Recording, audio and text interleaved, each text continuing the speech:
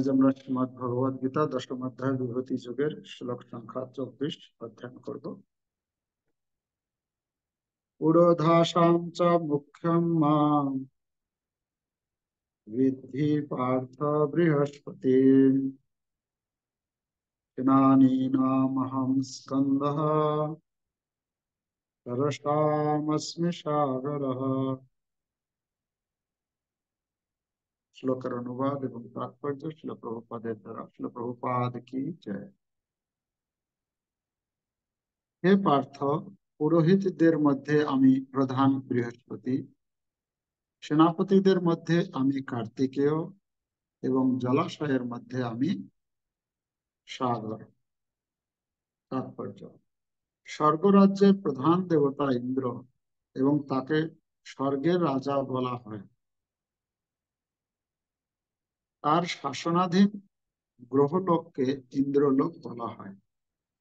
বৃহস্পতি ইন্দ্রের পুরোহিত এবং ইন্দ্র যেহেতু সমস্ত রাজাদের মধ্যে প্রধান, সেই জন্য বৃহস্পতিও সমস্ত পুরোহিতদের মধ্যে প্রধান। আর ইন্দ্র যেমন সমস্ত রাজাদের মধ্যে প্রধান, তেমনি শিব পার্বতী পুত্র স্কন্দ বা কার্তিকেয় সমগ্র সেনাপতিদের মধ্যে প্রধান। আর সমস্ত জলাশয়ের মধ্যে সমুদ্রই প্রধান। শ্রীকৃষ্ণের এই অভিব্যক্তি গুলি তার মাহাত্ম্যকেই সূচিত করে।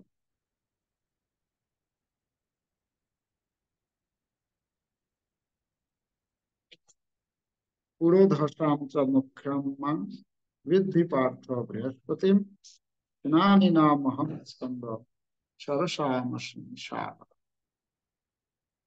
পুরোধসাম চ মুখ্যম। পুরোধসাম মানে পুরোহিতদের মধ্যে। পুরোহিত শব্দটি আসে পুরোহিত মানে যিনি পুরের হিত সাধনে, হিত কামনায় যিনি সর্বত্র সর্বদাই তৎপর থাকেন বা সেই চিন্তা ভাবনাই করেন কিভাবে হিত সাধন হবে, জনগণের কিভাবে হিত সাধন হবে, হিত কামনা, তাদের কল্যাণ কামনা, মঙ্গল কামনায় ব্যস্ত থাকেন। তো ব্রাহ্মণদেরকে অনেক সময় পুরোহিত বলা হয়। ব্রাহ্মণদেরকে পুরোহিত বলা হয় কেন না, তারা পুরো মানে জনগণের কি করলে তাদের মঙ্গল সাধন হবে সেই সমস্ত কার্য সম্বন্ধে উপদেশ আদি প্রদান করে থাকেন এবং তার জন্য যা যা করণীয়, হ্যাঁ, বিভিন্ন শাস্ত্রীয় নীতি নিয়ম কিভাবে তারা পালন করবে সেই উপদেশ দিয়ে থাকেন।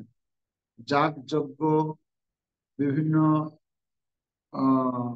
অনুষ্ঠান আদি উদযাপন করার মাধ্যমে তারা কিভাবে সৎ জীবন যাপন করবেন, পুণ্যকর্ম অর্জন করবেন ইত্যাদি বিভিন্ন ভাবে হিত কামনায় তারা রত থাকেন। তাই তাদেরকে বলা হয় পুরোহিত। তো পুরোহিত যারা রয়েছেন এখানে যেরকম প্রভুপাদ বলছেন, ঠিক যেরকম ইন্দ্র হচ্ছে সমস্ত রাজাদের মধ্যে শ্রেষ্ঠ। যত রাজা রয়েছে এই জগতে ইন্দ্র হচ্ছে সব থেকে বড় রাজা। এই জগতের রাজা বা অন্য জগতের রাজা সবার থেকে শক্তিশালী শ্রেষ্ঠ রাজা হচ্ছে ইন্দ্র। তো ইন্দ্র যেরকম সমস্ত রাজাদের মধ্যে শ্রেষ্ঠ, তেমনি পুরোহিতদের মধ্যে ইন্দ্রের যে পুরোহিত, ইন্দ্রের পুরোহিত হচ্ছেন বৃহস্পতি। পুরোধসাম মুখ্যম মাম, পুরোধসাম চ মুখ্যম মাম বিদ্ধি পার্থ সনাতন। হে পার্থ, বৃদ্ধি পার্থ বৃহস্পতি। এই বৃহস্পতি হচ্ছে পুরোহিতদের মধ্যে শ্রেষ্ঠ। শ্রেষ্ঠ কি কাজ করেন যেরকম দেখা যায় বৃহস্পতি যখনই ইন্দ্রে কোনো বিপদে পড়ে, তখন এই গুরুদেব বৃহস্পতি এসে তাকে পরামর্শ প্রদান করে কি করা উচিত। এই তার তার পরিচালনা কার্যে কখন কোথায় কি সুবিধা অসুবিধা হচ্ছে সেই সম্বন্ধে উপদেশ প্রদান করে থাকেন বৃহস্পতি।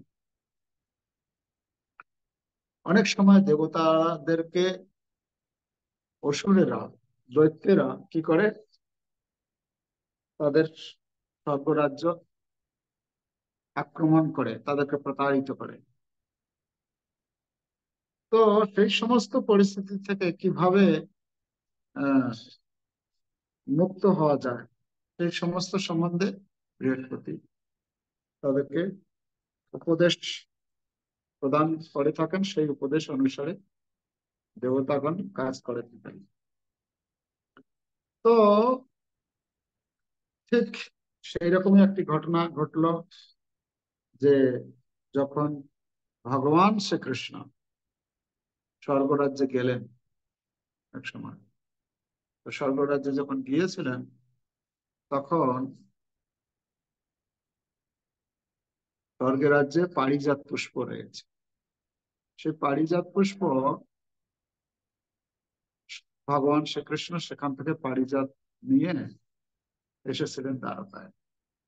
তো একটা পারিজাত পুষ্প নিয়ে এসেছিলেন, আর সেই পারিজাত পুষ্পটি এনে রুক্মিণী দেবীকে দিয়েছেন। আর রুক্মিণী দেবীকে যখন দিয়েছেন, এদিকে খবর পেয়েছেন কে? সত্যভামা। সত্যভামা দেখলে যে ও আমাকে তাহলে ভালোবাসে না কৃষ্ণ, হ্যাঁ? তখন পরবর্তীতে কি হয়েছে, অন্য এক সময় মানে ভগবান তখন তাকে কথা দিয়েছেন যে ঠিক আছে, তুমি যখন চাইছো তোমাকে আমি আহ পারিজাত, সত্যভামা একটু হচ্ছেন কি মানে কি বলে, মানে পোশাক মানে কি বলে, ক্রোধ, ক্রোধ মানে কি বলে, মান করার মধ্যে হচ্ছে সব থেকে বেশি বলা হচ্ছে। সত্যভামা খুব মান করে। রুক্মিণী দেবী মান করলেও রুক্মিণী দেবীর ভাবটা একটু আলাদা, তদীয় মদীয় ভাব। তো তো সত্যভামাকে মানে তার মান ভঙ্গ করার জন্য ভগবান কথা দিয়েছেন, ঠিক আছে তোমাকে রুক্মিণীকে তো একটা পারিজাত পুষ্প দিয়েছি, তোমাকে একটা পারিজাতের গাছ এনে দেবো, ঠিক আছে। তখন সত্যভামা খুশি হয়েছে। আর এক সময় যখন সত্যভামাকে নিয়ে ভগবান শ্রীকৃষ্ণ গিয়েছিলেন নরকাসুরকে বধ করার জন্য, নরকাসুর এমন একজন দুর্ধর্ষ অসুর প্রকৃতির ছিল যে দেবতারা পর্যন্ত তার ভয়ে ভয়ভীত হয়ে থাকতো। বলা হচ্ছে দেবতাদের দেবলোকে গিয়ে এই নরকাসুর দেবতাদের যে মাতা অদিতি, তার কানের যে অত্যন্ত বহু মূল্যবান যে কুণ্ডল ছিল, সেই কুণ্ডল অপহরণ করে নিয়ে চলে এসেছে। অনেক চিন্তা করা যায় কত শক্তিশালী তার। এমনকি ইন্দ্রের যে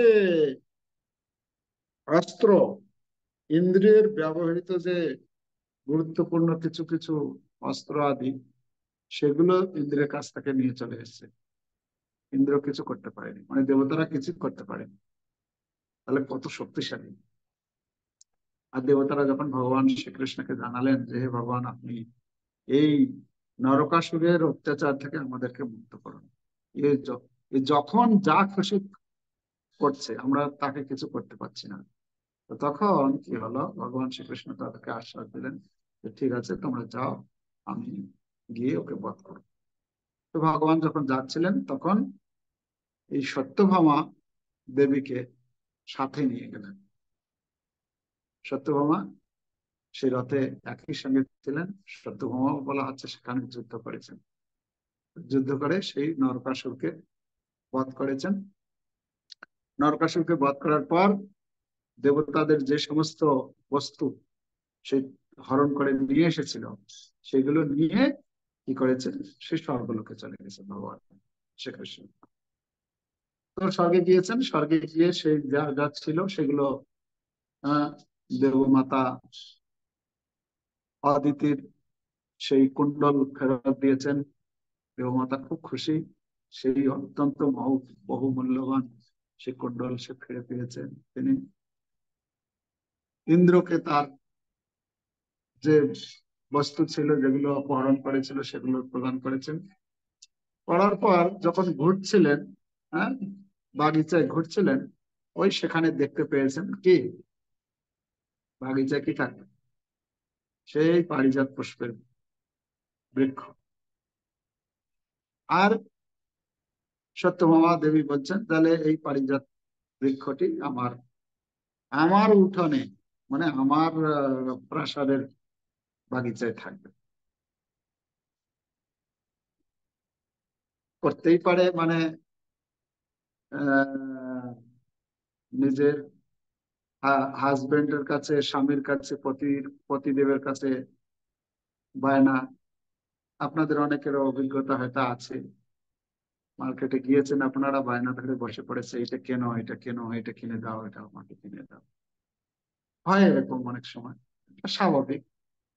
তো সেই রকমই সত্যভামা বায়না ধরেছেন যে এই পারিজাত পুষ্পটা, এই পুরো বৃক্ষটা আমার চাই। ভগবান শ্রীকৃষ্ণ দেখলেন যে ঠিক আছে।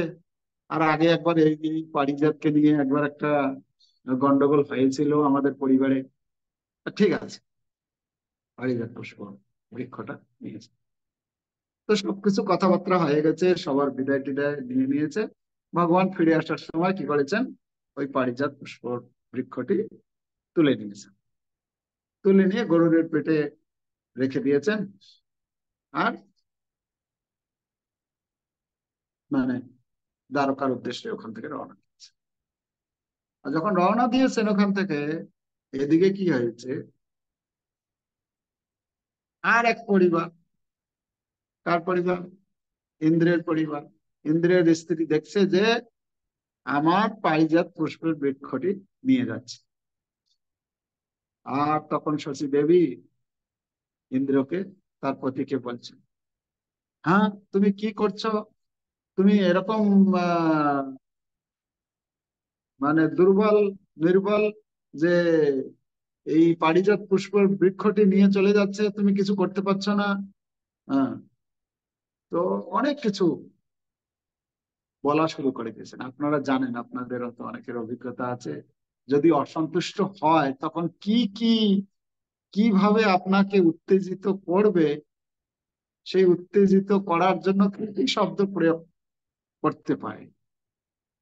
হ্যাঁ, ইন্দ্র জানতে পেরেছে যে এই ভগবান শ্রীকৃষ্ণের সঙ্গে আমার কোনো শক্তির কোনো মানে তুলনা হয় না। কেন, ভগবান শ্রীকৃষ্ণের শক্তি অসীম, আর সেই তুলনায় আমার শক্তি কিছু নাই। এই সাধারণ মাত্র এই নরকাসুরের মতো একজন অসুরের সঙ্গে আমরা পারছিলাম না। আর ভগবান শ্রীকৃষ্ণ এখনই সেই অসুরকে বধ করে, সেই নরকাসুরকে বধ করে এখানে এসেছে। তো এখান থেকে অনুমান করা যায় যে ভগবান শ্রীকৃষ্ণের কত শক্তি। কিন্তু পত্নীর যে উস্কানিমূলক যে কথা, এমন ভাবে কথা বলতে শুরু করে দিয়েছেন, ইন্দ্র তখন আর কি করবে, তার নিজের দুর্বলতাটাকে একটু লুকিয়ে রাখার জন্য করতেই হবে যুদ্ধ, আর কি করার নেই কিছু। হ্যাঁ,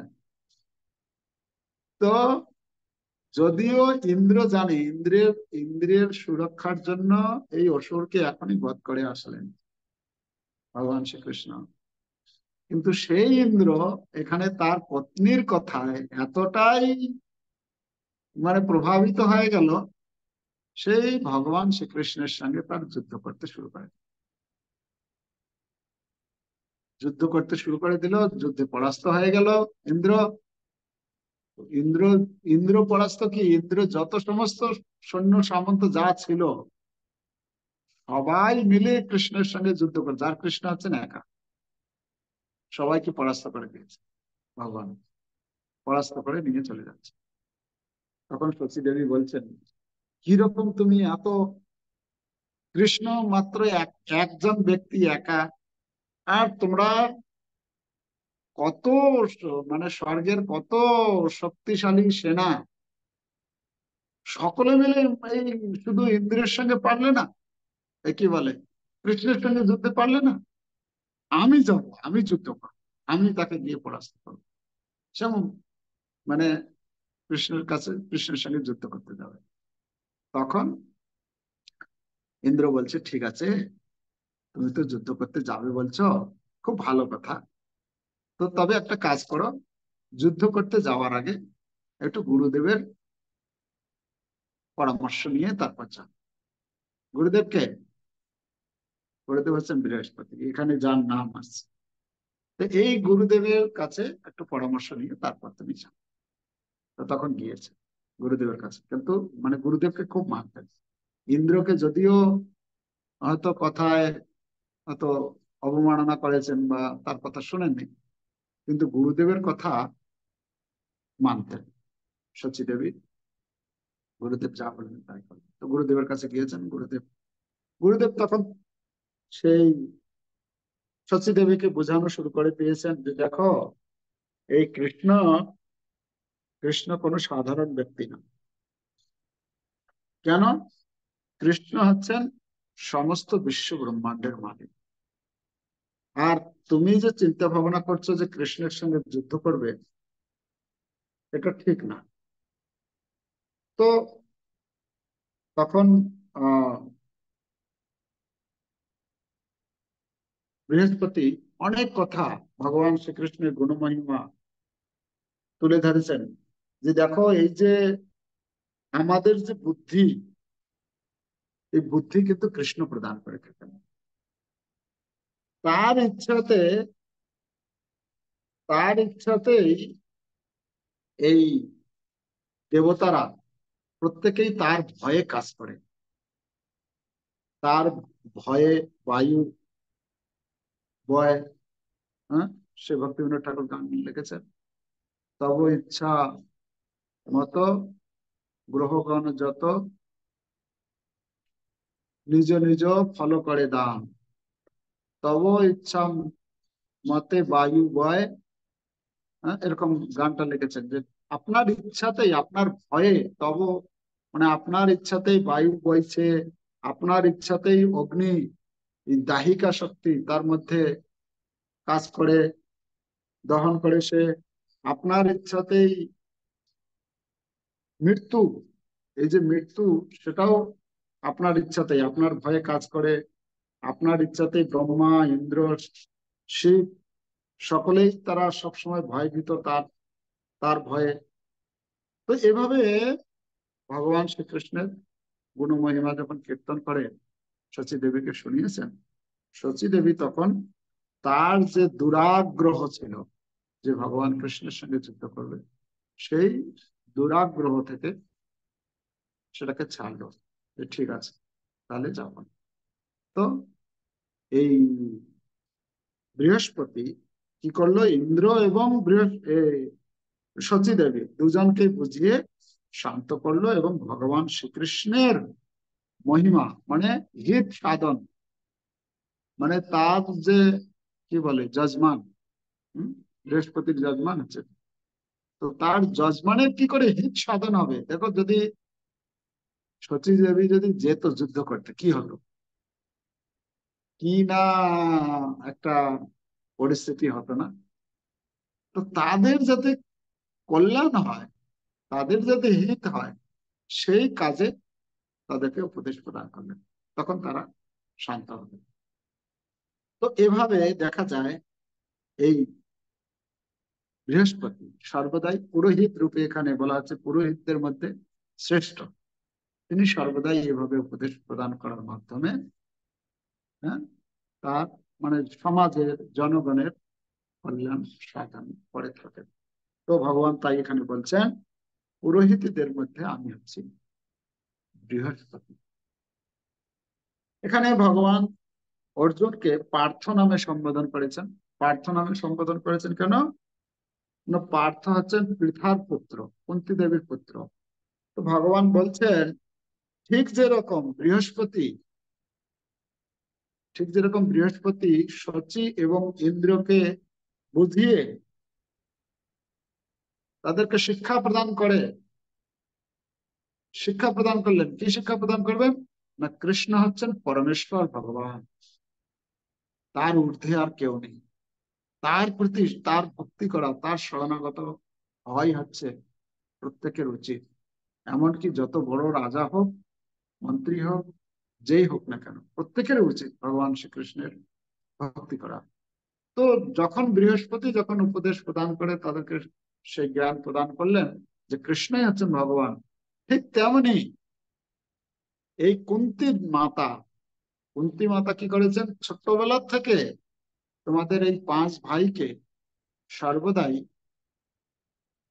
আমি যে পরমেশ্বর ভগবান এবং আমার শরণাগত হওয়াটাই যে হচ্ছে মুখ্য উদ্দেশ্য, সেই শিক্ষা প্রদান করেছেন। অর্থাৎ এখান থেকে বৃহস্পতির থেকেও কুন্তী মহারানীর পদ আরো ঊর্ধ্বে। তো কুন্তী মহারানী কত মহান, তাই তুমি হচ্ছ তার সন্তান। পার্থ, অর্থ অর্জুনকে বলছেন তুমি হচ্ছে তার সন্তান, সেই রকম ব্যক্তির সন্তান তুমি। তো তোমাকে এটা মনে রাখতে হবে। তো পার্থ কোথায় গেল শ্লোকটা, বৃদ্ধি পার্থ, বৃদ্ধি মানে জানো, হে পার্থ তুমি এটা জানবে।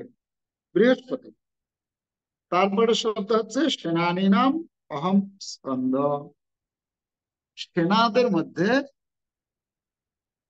অহম স্কন্দ, স্কন্দ মানে হচ্ছে কে, কার্তিক। এই কার্তিক হচ্ছেন কে, যখন দেবতাগণ অসুরদের সঙ্গে দৈত্যদের সঙ্গে আর পারছে না যুদ্ধে, পর পর পরাজিত হচ্ছে, পর পর পরাজিত হচ্ছে, কোনো মতেই আর পাচ্ছে না তাদের সঙ্গে, তখন তারা কি করলেন, সমস্ত দেবতাগণ মিলে ভগবান শিবের কাছে, ভগবান পার্বতী কি বলে মাতা পার্বতীর কাছে গিয়ে অনুনয় বিনয় শুরু করলেন যে আমাদের এই পরিস্থিতি থেকে আমরা কতদিন যাবত ঘর ছাড়া হয়ে আছি, স্বর্গচ্যুত হয়ে আছি, তা আপনি কিছু করুন। তখন তাদেরকে যখন নিবেদন করলেন, তখন শিব পার্বতী এই কার্তিকের জন্ম দিল। কার্তিকের জন্ম দেওয়ার মাধ্যমে কার্তিককে প্রদান করলো এই দেবতাদেরকে যে ঠিক আছে তোমরা এই কার্তিককে নিয়ে যাও। কার্তিককে স্কন্দ বলা হচ্ছে। তো যখন এই কার্তিক গিয়েছে, কার্তিক যাওয়ার পর সমস্ত যে দৈত্য অসুর যারা ছিল তাদেরকে একদম সম্পূর্ণরূপে পরাস্ত করেছেন, এমন পরাস্ত করেছেন তারা ধরাশায়ী করে দিয়েছেন তাদেরকে, করে স্বর্গের থেকে সব বিতাড়িত করে দিয়েছেন। করার পরে তখন আহ পুনরায় তারা স্বর্গরাজ্য ফিরে পেয়েছেন। কিন্তু স্বর্গরাজ্য যখন ফিরে পেয়েছে তখন এদিকে ইন্দ্রের গ্লানি হতে শুরু করলো। ইন্দ্র তখন চিন্তা করছে যে প্রকৃতপক্ষে এই স্বর্গের যদি রাজা হওয়ার অধিকার থাকে, তাহলে সেই অধিকারটা এই স্কন্দ মানে কার্তিকেরই রয়েছে। কেন, সমস্ত যশ খ্যাতি মানে পরাক্রম সৌন্দর্য সব দিক থেকে এই কার্তিক হচ্ছে মানে উপযুক্ত ব্যক্তি। তো তখন ইন্দ্র কি করলো, কার্তিকের কাছে গিয়ে বলছে যে আহ হে সেনাপতি, মানে নেতৃত্ব প্রদান করে সেই যুদ্ধ করলো, তো সেনাপতি বলা হচ্ছে। তো হে কার্তিক, আপনি এই স্বর্গের রাজা, ইন্দ্র পদ গ্রহণ করুন। তখন কার্তিক বলছেন যে না না, আমি এটা আমি আমার এই স্বর্গ রাজ্যের রাজা হওয়ার কোন রকম ইচ্ছা নেই। আমি আপনার সেবক রূপে থাকবো, আমি আপনার সেবক রূপে সেবা করবো।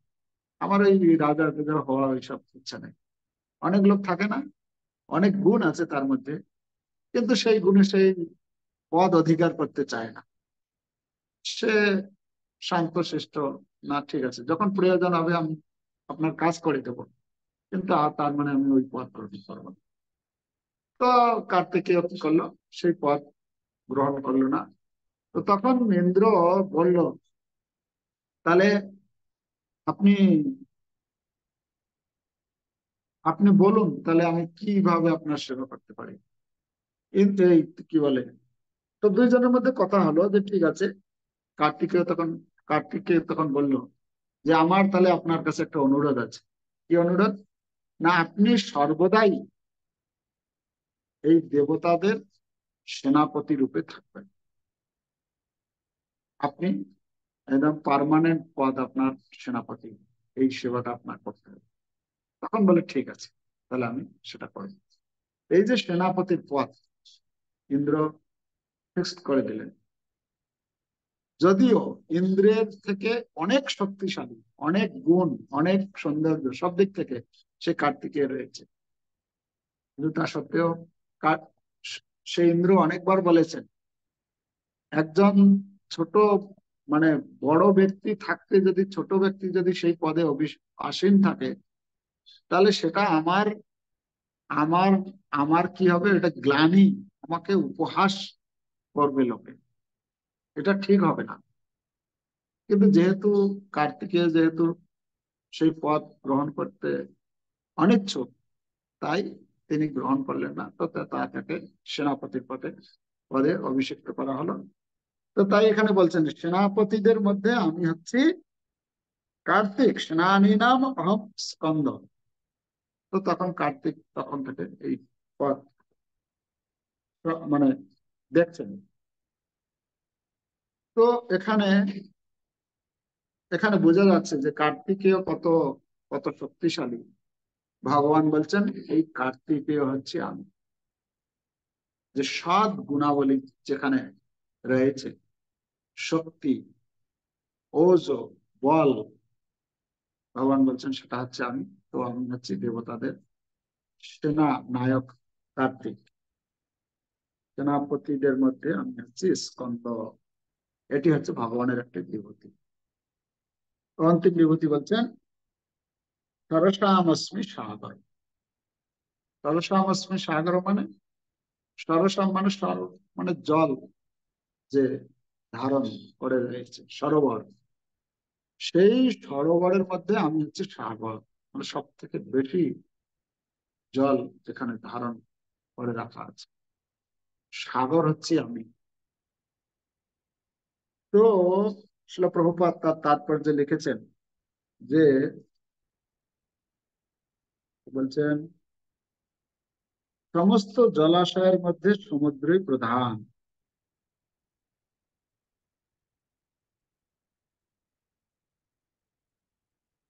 প্রধান শ্রীকৃষ্ণের এই অভিব্যক্তিগুলি তার মাহাত্ম্যকে সূচিত করে।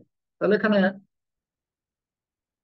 এখানে সাগরের মহিমা, সাগর কত মহান, সেই কথা তুলে ধরা হচ্ছে। একটা ঘটনা রয়েছে হরিবংশ পুরাণে, যে ঠিক যেরকম ভগবান শ্রীকৃষ্ণ বৃন্দাবনে যখন ছিলেন, তখন তিনি যমুনাতে জলকেলি করতেন। যমুনাতে তিনি তার গোপীদেরকে নিয়ে তিনি বহুবিধ লীলা, বহুবিধ ক্রীড়া করেছেন। তো তিনি যখন বৃন্দাবন থেকে দ্বারকায় গেলেন, দ্বারকায় যখন তিনি গিয়েছেন, তো দ্বারকায় গেলে, দ্বারকায় যখন গিয়েছেন, দ্বারকাতে কি করেছেন তিনি, দ্বারকাতে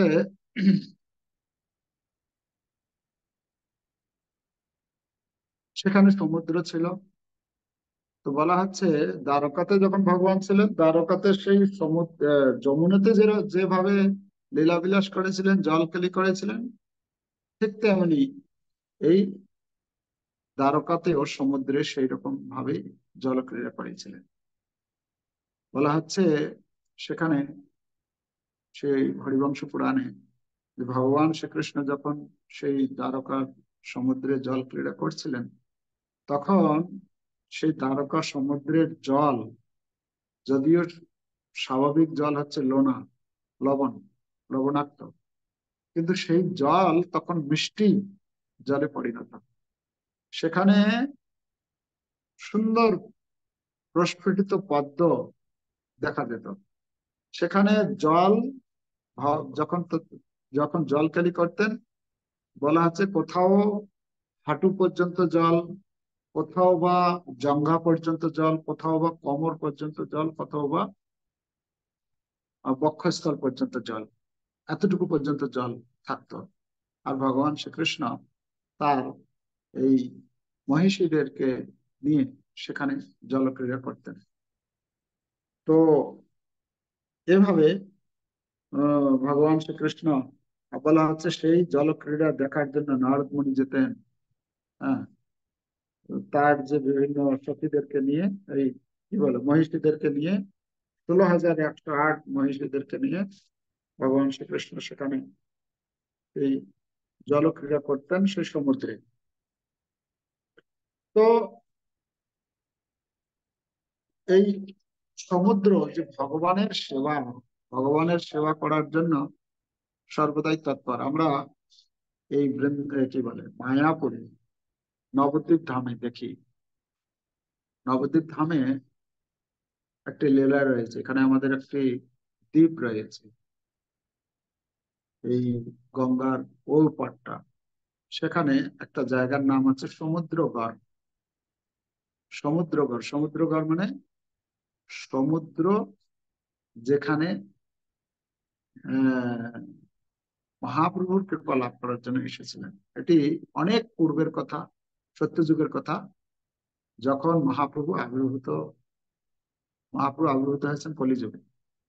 কিন্তু সত্যযুগে সেই সমুদ্র যখন জানতে পেরেছে যে মহাপ্রভু আবির্ভূত হবেন নবদ্বীপে, তো সমুদ্র কি করেছে, সমুদ্র সেই গঙ্গা তো গিয়ে সমুদ্রে তো মিশেছে না, তো গঙ্গাকে অবলম্বন করে সমুদ্র এই সমুদ্র গড় পর্যন্ত পৌঁছে গেছে।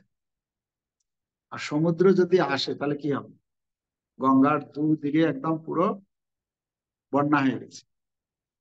তো সমুদ্র সেখান পর্যন্ত আসার পর, তো সেখানে গঙ্গা দেবী তাকে বলছেন যে তুমি এদিকে আর এগোবে না। তো সমুদ্র তখন গঙ্গা দেবীর কাছে প্রার্থনা করছেন যে আপনি কত মহান, আপনি আহ আপনার কোলে মহাপ্রভু সব সময় স্নান করবেন, জল ক্রীড়া করবেন। হ্যাঁ, আমরা মহাপ্রভুর লীলাতে দেখতে পারি যে মহাপ্রভু দিনের মধ্যে, মানে বলা হচ্ছে হাফ দিন তিনি, অর্ধেক সময় তিনি গঙ্গার ধারে থাকতেন। গঙ্গার ধারে শাস্ত্র আলোচনা, গঙ্গাতে জল ক্রীড়া, গঙ্গা নিয়েই বেশি সময় সেখানে কাটাতেন। তো সমুদ্র বলছে গঙ্গা দেবীকে যে আপনি কত মহান, আপনার জলে মহাপ্রভু কত সুন্দর স্নান করবেন, জল ক্রীড়া করবেন, আপনাকে নিয়ে আপনি কত মহাপ্রভু কৃপা লাভ করবেন। আর আমি কত হতভাগা, দেখুন আপনার জল কত মিষ্টি, হ্যাঁ, আর আমার জল কত কি একদম খাড়া, মানে হচ্ছে লবণ যুক্ত। তো ইত্যাদি এইভাবে গঙ্গা আর সমুদ্রের সঙ্গে কথোপকথন হচ্ছে। গঙ্গা দেবী বলছেন না না, আমি আর কতটুকু মহান, আমার থেকে আপনি বেশি মহান। কেন না, আমার এখানে তো মহাপ্রভু থাকবেন মাত্র কত, যখন নবদ্বীপ লীলা করবেন, কিন্তু মহাপ্রভু কি করবেন, আমাকে এখানে ছেড়ে দিয়ে চলে যাবেন পুরীতে আপনার কাছে।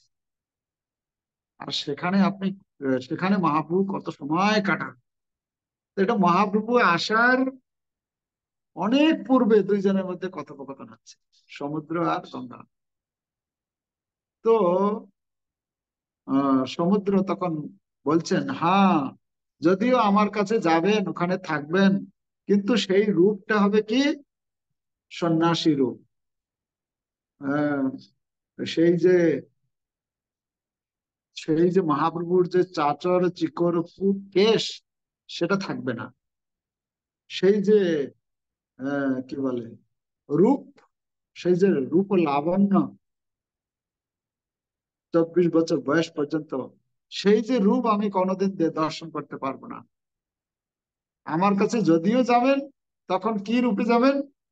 সন্ন্যাসী বেশে। না শরীরে কাপড় থাকবে, না মস্তকে কেশ থাকবে।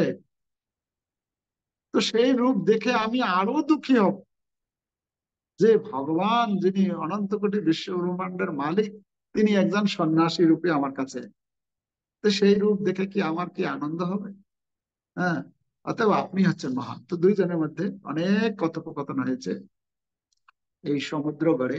সেই স্থান আমরা যখন নবদ্বীপ মন্ডল পরিক্রমা যাই, সেখানে সেই স্থান আমরা দর্শন করি, সমুদ্রগড়, যেখানে সমুদ্র এসেছিলেন। আর সেই সমুদ্র কে বুঝতে পারছি আমরা, সমুদ্র মহাপ্রভুর, ভগবান শ্রীকৃষ্ণের কত বড় ভক্ত ছিল, তাই না? তো তাদের সেবা করার জন্য তারা, মহাপ্রভু আসেননি তার পূর্ব থেকে তারা পরিকল্পনা করছেন কিভাবে কে বেশি সেবা করবেন। হ্যাঁ, সেবার কম্পিটিশন।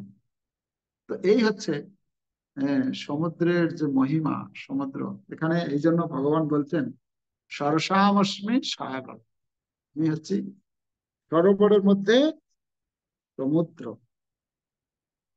তো এখানে শিল প্রভুপাদ তার গীতার গানে লিখেছেন, পুরোহিত গণ মধ্যে হই বৃহস্পতি। পুরোহিতদের মধ্যে আমি হচ্ছি বৃহস্পতি, আর সেনানীর মধ্যে স্কন্দ। সেনাপতিদের মধ্যে সব থেকে শক্তিশালী হচ্ছে স্কন্দ, মানে কার্তিক। আর সাগর জলেতি, জল ধারণ করার জলসামদের মধ্যে আমি হচ্ছি সাগর। তো এটি হচ্ছে ভগবানের বিভূতি। এ পর্যন্ত আমরা পুরোহিত, সেনানী আর জল, সাগর, মানে 12 আর 3, 17টি বিভূতি পেলাম। ভগবান শ্রীকৃষ্ণ বলছেন তার বিভূতি। তো আমরা দেখতে পাই প্রত্যেকেই তারা ভগবানের ভক্ত, ভগবানের সেবা করার জন্য তাদের যে মনোভাব। তো আমরাও যাতে আমাদের জীবনে আমরা ভগবানের সেবায় নিজেকে সেইভাবে যদি আহ যুক্ত করতে পারি, সেইভাবে সেই সেবায় নিযুক্ত হই, তাহলে আমরাও আমাদের জীবনও সাফল্য মণ্ডিত হবে। হরে কৃষ্ণ হরে কৃষ্ণ, কৃষ্ণ কৃষ্ণ হরে হরে, হরে রাম, রাম রাম হরে। जगद्गुरु श्रील प्रभुपाद की जय। समवेत भक्तवृंद की जय। और प्रमानंदे हरि।